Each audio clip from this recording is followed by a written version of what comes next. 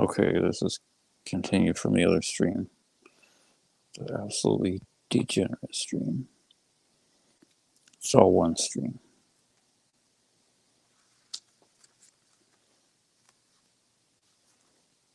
All the images and words are just window dressing to get people to the door. This is about being trapped in the maze. You can watch the first part of the last stream. Will be the prequel to this, I guess. Maybe we'll start a little early. We'll overlap some of the. This is from Meselat Yesharim, Passage Just by the Ramchal. Confusing good and bad. The second error, greater than the first, is that the darkness distorts their perception to the degree that they see evil as if it were beneficial and good as if it were harmful. As a result, they strengthen themselves and reinforce their evil deeds. They think they can find analytical proof and concrete evidence to draw from life to support their evil ideas and their deceitful opinions. This is the overpowering evil that embraces them and carries them to the abyss. This is what Scripture states in the prophet Isaiah chapter 6 verse 10. The heart of this people has become fleshy and their ears heavy and their eyes covered shut, lest they see with their eyes or with their ears hear, and their heart will understand. And all of this is because they live in darkness and are enslaved by their evil inclination. However, those who have already left this prison know the truth of these matters completely and are capable of advising others. This calls to mind a garden in the shape of a maze that has been planted for amusement and is familiar to the nobleman. In this kind of garden, the hedges are arranged like walls, and among them are numerous paths, confusing and interconnected, one the same as the next. The goal of someone walking through the maze is to reach the gazebo, a gazebo in the center of the garden. Of these paths, some lead directly to the gazebo, and some deceptively lead a person away from the gazebo. One who walks along these paths is not capable of seeing or knowing at all if he is taking the right route or a mistaken one, since they all look the same to the observer, unless by prior experience and a keen eye, having been there once before, he knows the route. Now one who stands on the gazebo sees all the paths before him and discerns the correct ones from the false ones, and is capable of forewarning those who are walking through them. This is the route. Take it. Click a link in the description of this video. Beg God for help and apply everything that you learn as soon as humanly possible.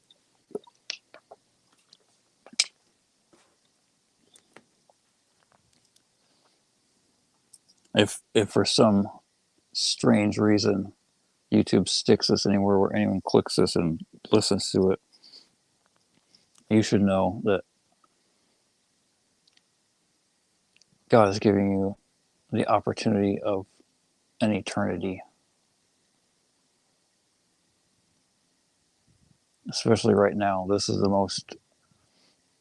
one of the most fortunate times that a person could ever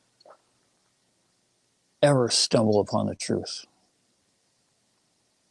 Because they've earned some kind of merit for God to open and clear the path of all the lies and the garbage in the world, and give them a chance to see the way out. You have to make the decision on whether or not you want to do that.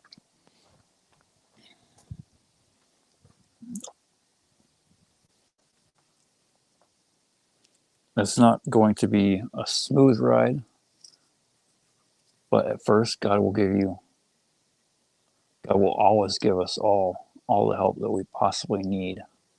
But at first, especially when you're new to the truth and new to following it, God will clear the way for you in the most miraculous way.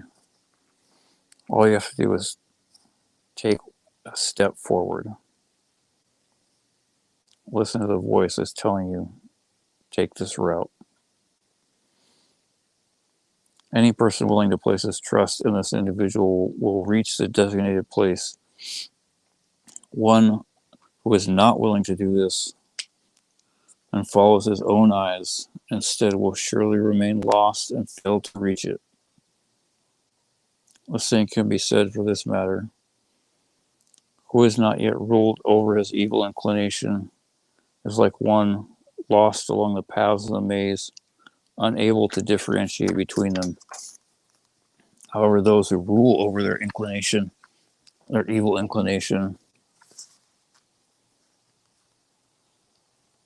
who have already reached the gazebo and have already left the paths and have clearly seen all the routes before them, they are competent to advise whoever is willing to listen.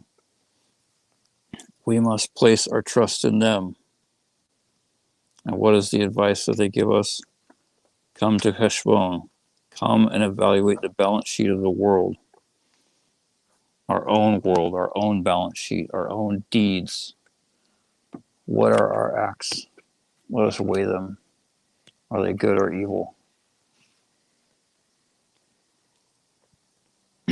Let us analyze the good deeds and keep them and reinforce them so we're strong, we're strengthened in them. Let us examine the evil deeds and abandon them so that they perish from this world and are destroyed. Come and evaluate the balance sheet of the world, for they have already experienced and seen, and learn that this alone is the true way for a man to attain goodness that he seeks in none other. I cannot reiterate that enough. None other. There is no other truth. There is no other path. Everything is the maze of life, where the evil inclination, what most people know as Satan, seeks to twist the truth and shroud us in darkness and cloud our vision to where we have no idea what is left or right or up or down or good or evil.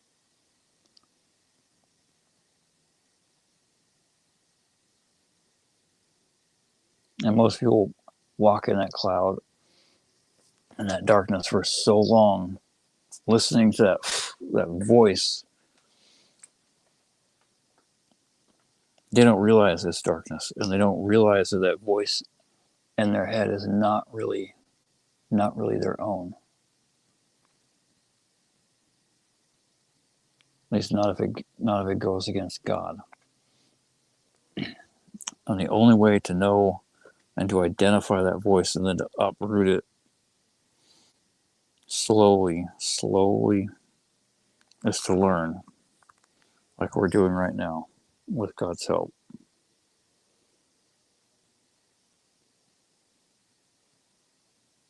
In summation, a person must always, and at designated times when he is by himself, reflect upon the true path that a person must follow in accordance with the laws of the Torah, what you may know as the 5 books of Moses. And afterwards, he should reflect upon his deeds. Do they conform to this path or not? For in this matter, it will certainly be easier for him to purify himself from all wrongdoing and to rectify all his ways. As scripture states in Proverbs chapter 4, verse 26, align the course of your feet, and thereby all your ways will be corrected. And also in Lamentations chapter 3, verse 40.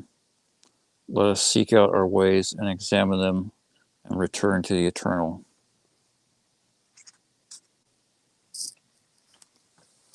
Prophet Jeremiah wrote Lamentations. In Hebrew, it's called Eka.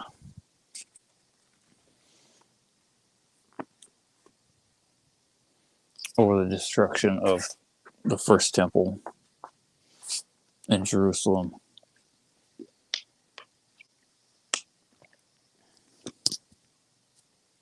Lamenting over its destruction. Anytime evil comes to a person, that is what we must do. We must come to Heshbon and have a self-accounting, weigh our balance sheet.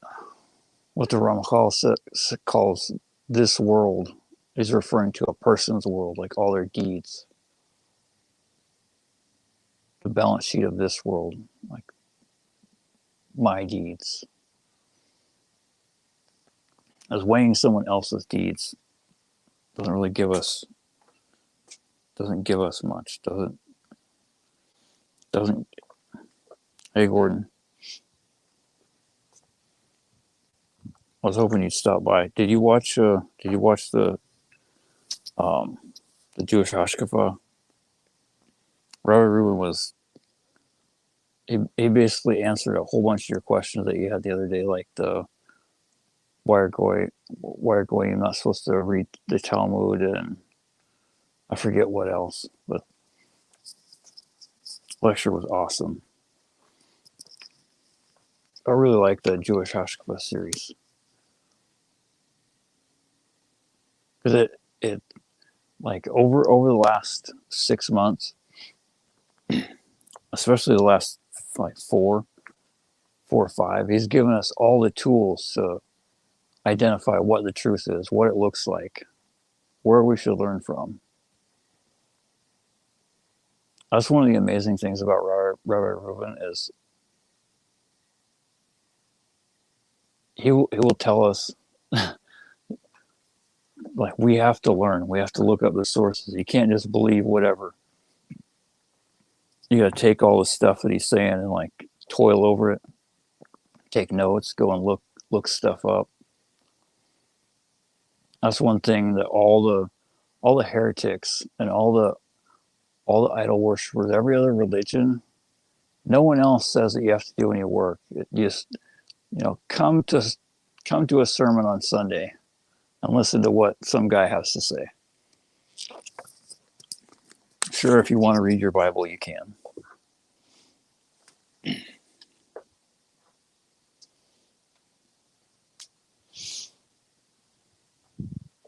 Oh, that's weird.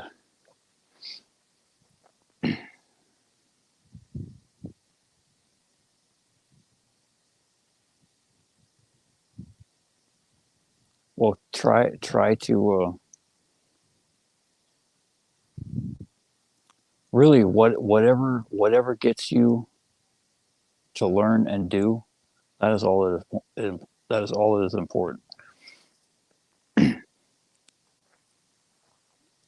The sages teach that wherever one person learns, like since I learned from Rabbi Reuben, everyone is gonna, at least generally, everyone is gonna learn best through the same source. At least that God is gonna put in contact with me. But Rabbi Reuben also says that if you've been watching, you're still relatively new.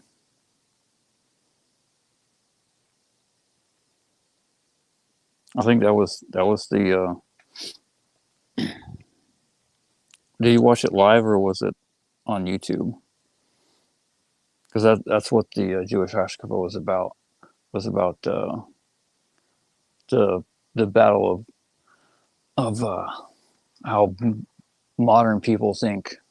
And the amazing thing is, this is from the Chazon Ish, like almost 100 years ago.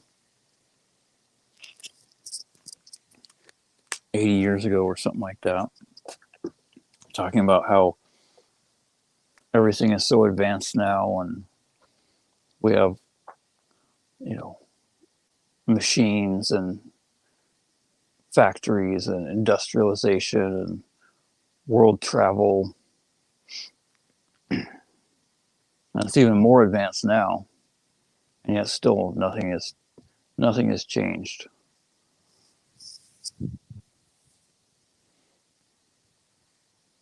All the like he was talking about the wisdom of King Solomon, Shlomo Amelech, how he had stuff like gold, solid gold creatures that could fly, and the like voice on command, and oh, what else? There would be like he would say a verse from the five books of Moses, and then he would take a step, and then he would say another verse and take another step, all the way up to his throne. And if someone tried to approach his throne and not know all the verses, then these like mechanical birds would come, birds or lions would come and decimate whoever it was, because it wasn't King Solomon. And the sages had all kinds of extremely advanced wisdom. Basically, all the stuff that they talk about on the History Channel or whatever it is, they had all that stuff, but they decided to hide it from the world because people don't think about the things that they do. They don't think about the actions. All they think about is, I can do this with this thing, and I can get what I want, so I'm going to do it.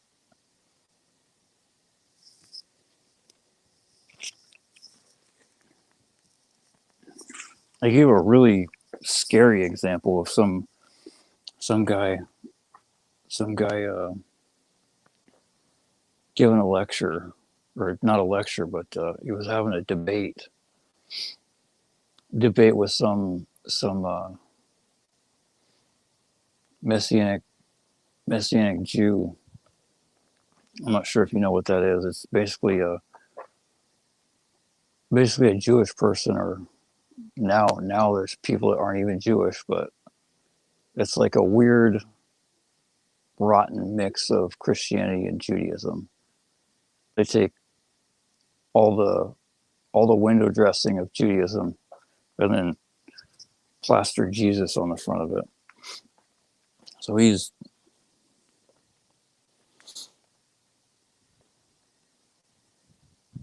it took me a while to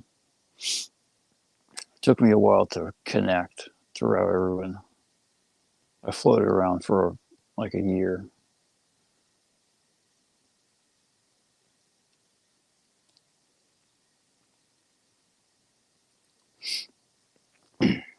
The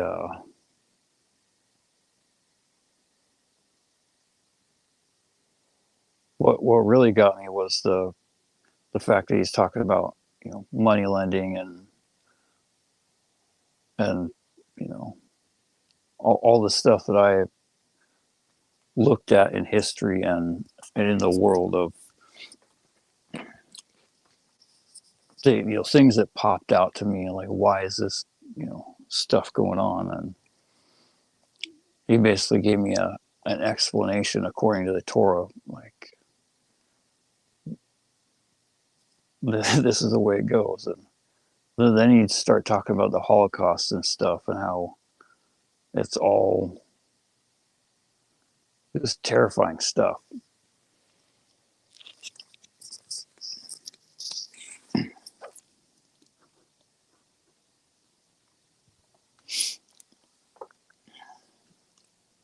Well, Amalek and Amalekites are the same thing. It's just the a lot of the English translations use Amalekites, but the Hebrew word is just Amalek.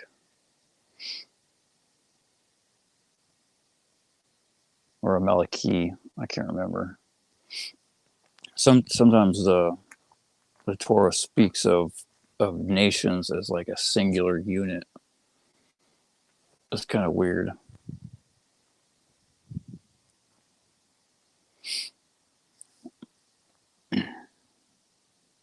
I'm not sure if he's caught any of the last stream, but the end, towards the middle of the end, we found an insight in this week's Torah portion.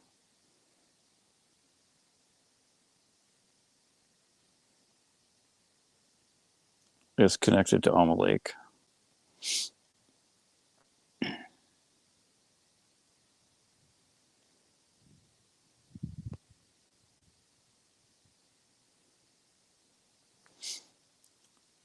Towards the end, like this week is scary. This week is the most horrendous curses.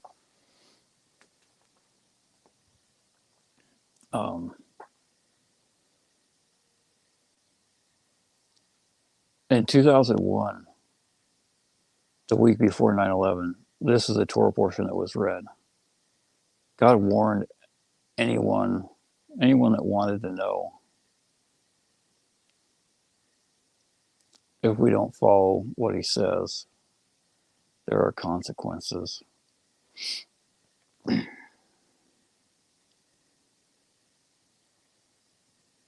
At the end of the list of curses is in Deuteronomy chapter 28, verses 49 through 57.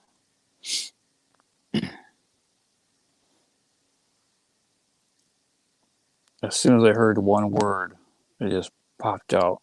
I knew what it was. Hashem will carry against you a nation from afar, from the ends of the earth, as an eagle will swoop a nation whose language you will not understand.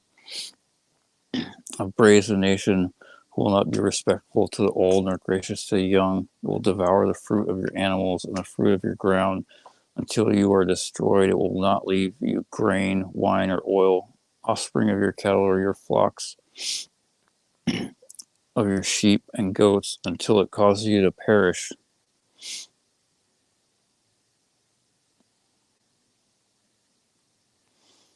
It will besiege you in all your cities until the collapse of your high fortified walls in which you trusted throughout your land. It will besiege you in all your cities in all the land which Hashem your God has given you. You will eat the fruit of your womb, the flesh of your sons and your daughters, which Hashem your God has given you, and the siege and distress that your enemy will distress you. It goes on to talk about how the most innocent and delicate men and women will consume their children and be so twisted from the evil that they've seen and the hunger that they will hoard. They won't even give any to their other kids, and they'll let them starve as well. But the eagle is Amalek. The eagle is Edom, the enemy of the Jews. I mean, not physically, but it's a symbol. And so I knew it was talking about Edom. But everyone says we always have to have a friend. We have to have some sage that agrees with our insight. And so I looked down at the commentary in the Chumash in the Art Scroll, and what do you know? Right on the verse, Ramban says, "This is I can't remember if it's Vespian or all I know is his son Titus is Rome. It was the Romans attacking and destroying Jerusalem and the temple."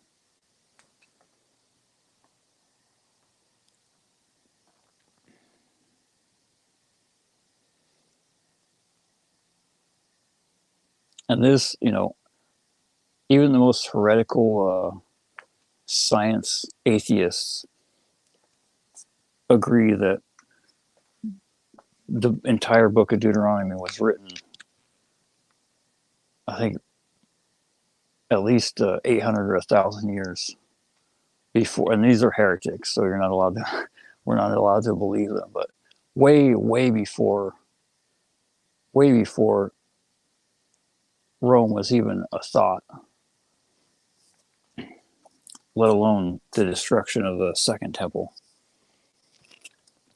I mean, the first temple hadn't even been built yet.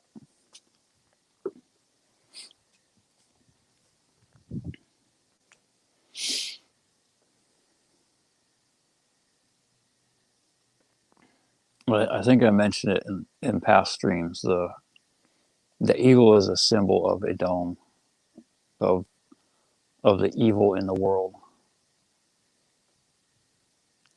As far as like a symbol of a nation, the Romans used it. Certain times, the unholy Roman Catholic Church used it. The Germans used it. The Russians used it. America loves the eagle. It's funny, Ben Franklin wasn't that fond of the bald eagle. He says it's a dishonest bird. Doesn't earn its living honestly. God hides the most amazing things everywhere, all throughout creation, and He gives even possibly unknowing people words of truth that verify His Torah and the words of His sages. Because one of the, and this isn't clearly stated, like to what would be clear to the average, any really person except the sages, in the 5 books of Moses, as far as Esau being a murderer and a thief. But the sages say that's because, you know, God tries to be as nice as He possibly can. He waits until almost the end of the Tanakh, end of the Old Testament in Malachi, before He says, Esau, I hated him.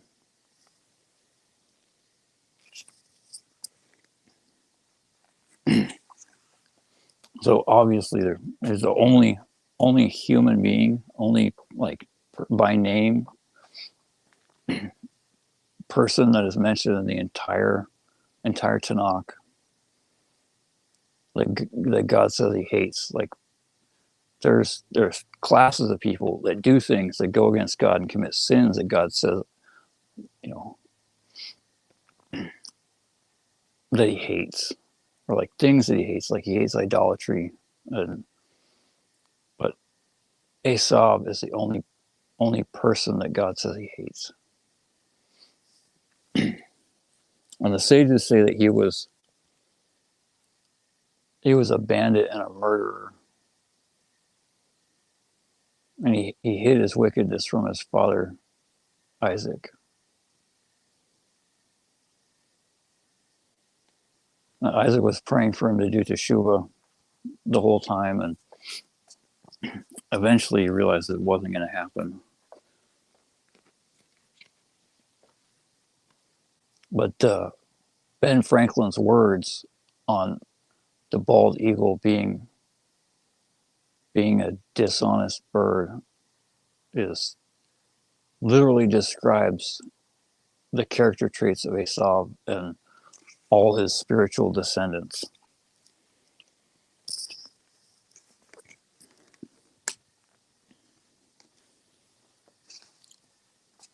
That's the official line, but it's not quite.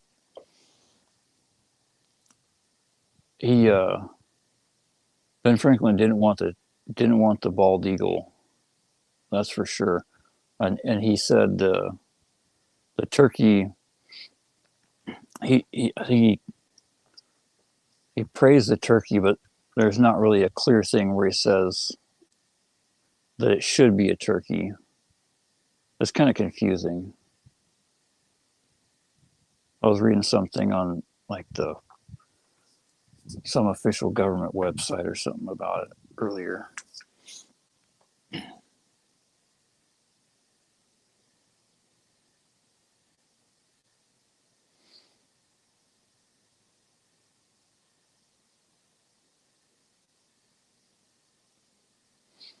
It's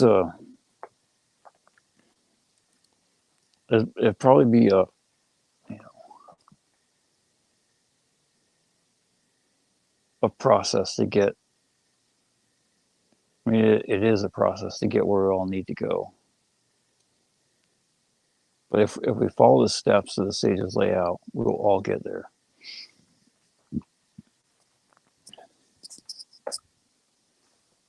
One of the things on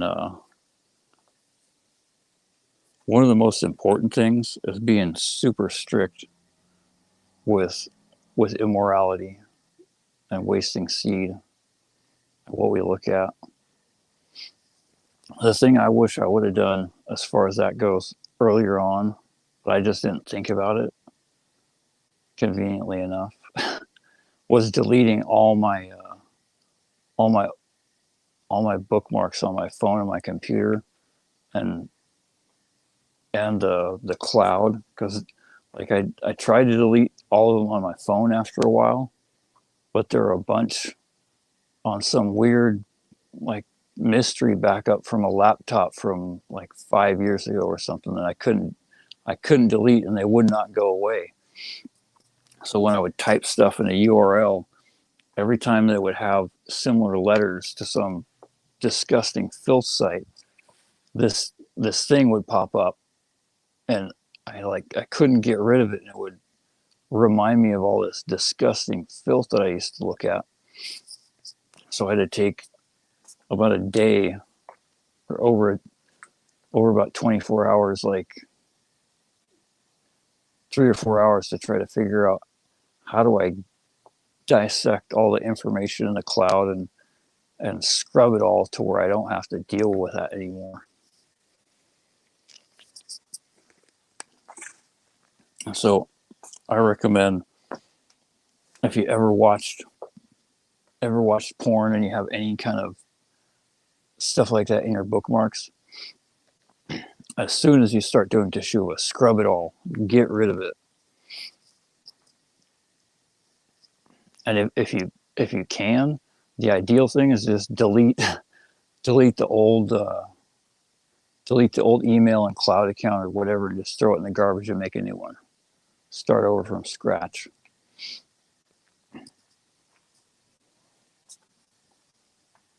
The other thing I did,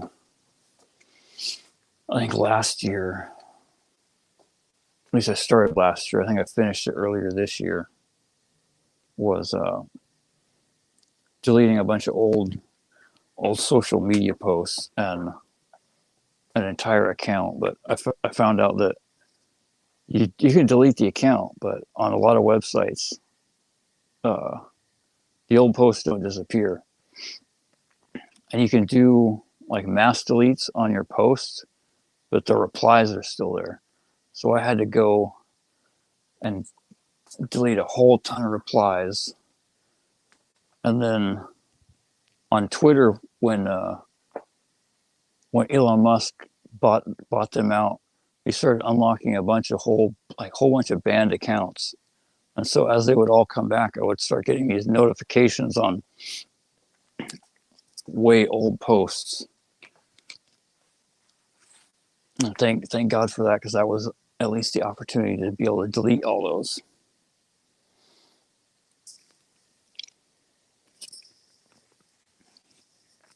The sages say Lashon Hara, evil speech, which is a serious sin, is likened to ripping a pillow open in the wind, like, and all the feathers get thrown out everywhere. As once a person's words are out of their mouth, they can't put them back in their You can't try to go gather all those feathers. And so when a person posts something online, and Lashon Hara, evil speech, is true stuff. It's just stuff that is not benefit to, like talking about other person's money or stuff they do, or as people get jealous, and then that jealousy leads to, even if it doesn't lead to a physical act, just the fact of them being jealous is a sin, and it creates the evil in the world, and it affects whoever they're talking about. But it's way worse if a person actually perpetuates evil ideas like I did. So it's good to try to reel in all those that we possibly can. But really the only solution is to help other people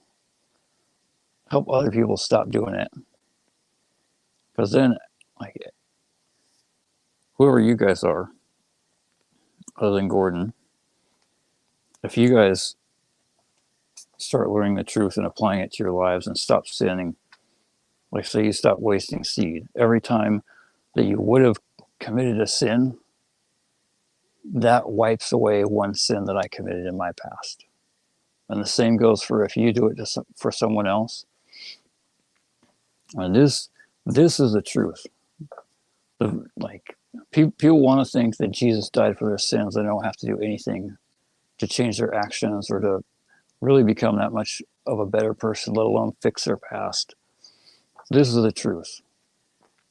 The truth is we have a lot of hard work to do.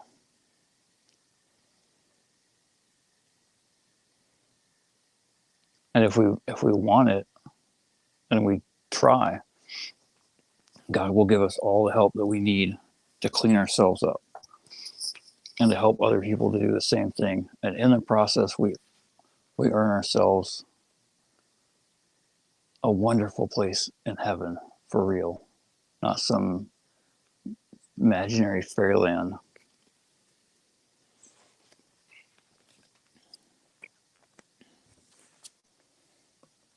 And the amazing thing is, once we start doing it, it is just the best. So awesome. Literally nothing better.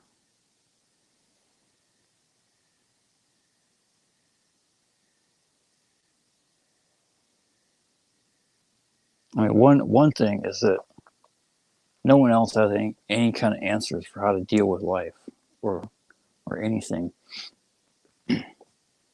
Like all the stuff that Rabbi Rubin teaches, that the sages teach, of how to understand and follow God, it makes everything so simple.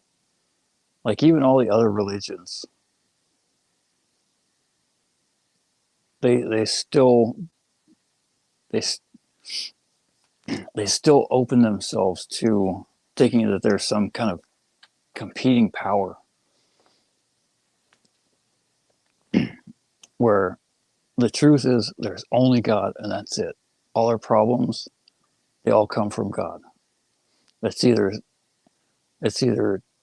to wake us up so that we look at our deeds and inspect what we're doing and rectify them and fix them and get right with God and with people, or as a test for us to make sure to prove to ourselves, did we really learn anything?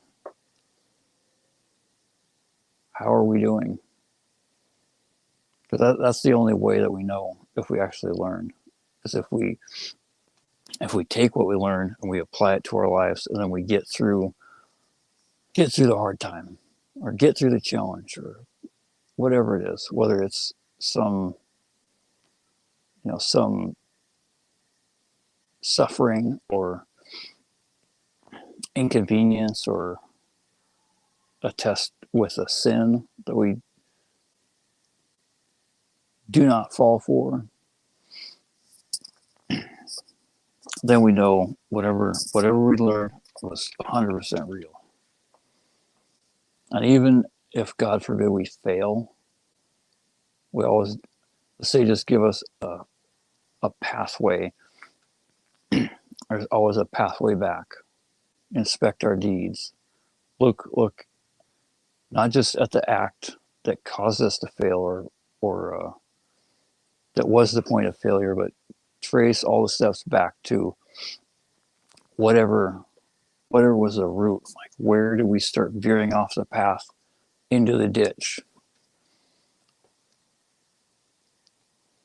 I learned a lot of these concepts in drug and alcohol recovery. I just didn't know where they came from. And when I started doing teshuva, I learned that, you know, all the wisdom that they teach, anything that works, all comes from mostly as outlined by the Rambam about 850 or 900 years ago. And that's one thing that I learned from Rabbi Rubin is all the everything good, everything is in the Torah. Everything.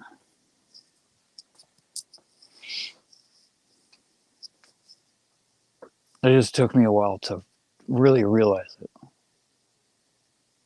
Like, at first I saw some good stuff and I could easily see there's wisdom, but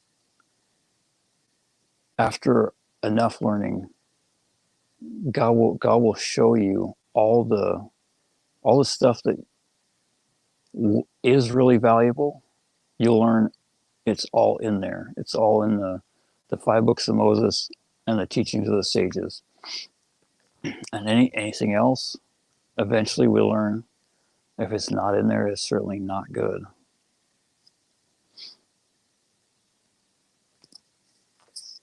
Whoa, that's a big spider.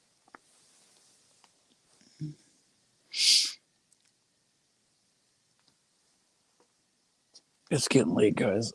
I need to go to sleep because I got to get up early in the morning. We have, let's see, what is it? I think we have 18 days left. 18 days till Rosh Hashanah.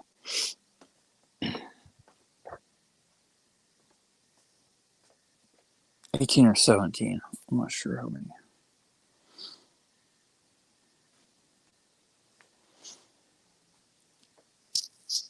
We're going to try to go over the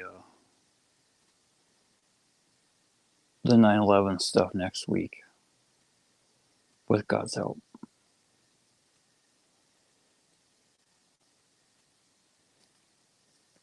I wrote a clip on Rabbi Ruin's short channel. I think it was today, where he talks about a person. One of the most frustrating things a person can experience is knowing what's going to happen and not being able to do anything about it.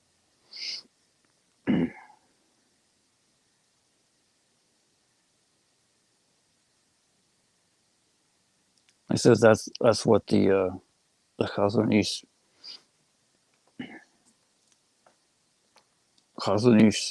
knew the Holocaust was coming, and his student Rav Elkanan watched him and learned from him and saw the same things after the Chazon Ish passed away.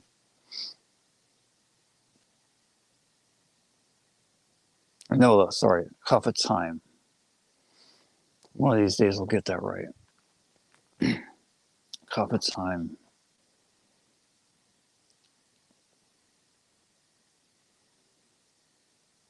But he tried to publish as many things as he possibly could to teach Jews that they needed to follow the Torah, or else God was going to fulfill his word that's in the Torah. At the end of his life, he even was begging people to take him door to door, just so he could convince one more Jew to to follow God the right way. He's like 100 years old.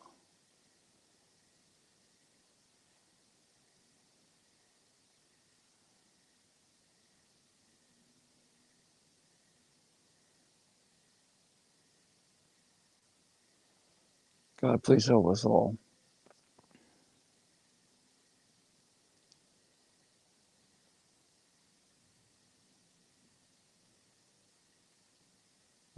We're trying to maximize our effort in the most efficient way to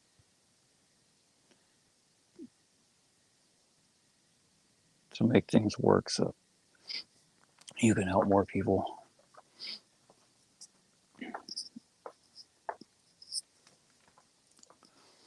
We're not really sure what else to do.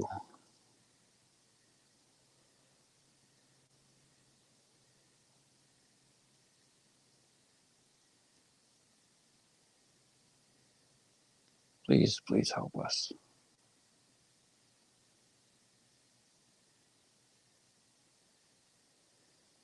Oh, I don't think I told you guys here. I mentioned it on the other stream, but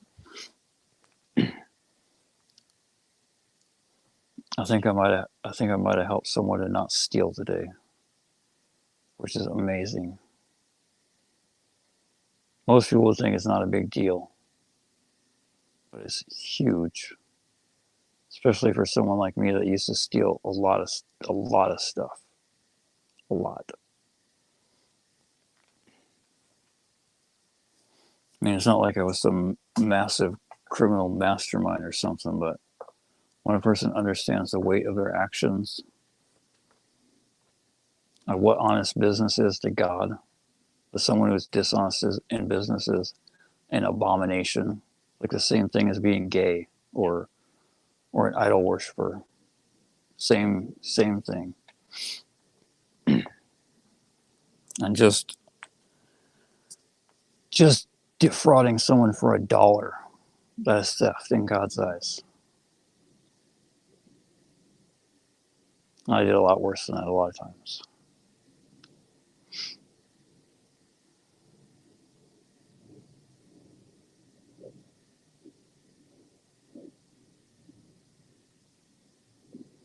Baruch Hashem for God's mercy.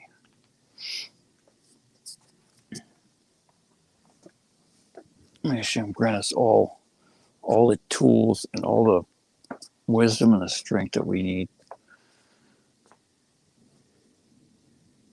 to open our eyes and to see the truth, to learn and to follow it, to outsmart and overpower our Yetzirah, and to pound the Yetzirah into pulp every day, to where it runs crying back to you.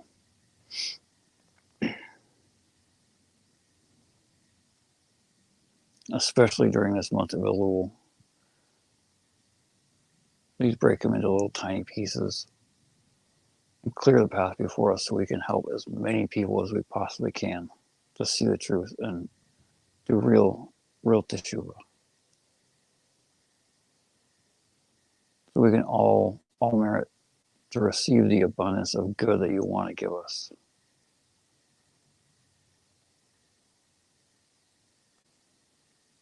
So we can save more of your kids. So there's something left to say once the redemption finally happens. You guys have a good night. I'll talk to you soon.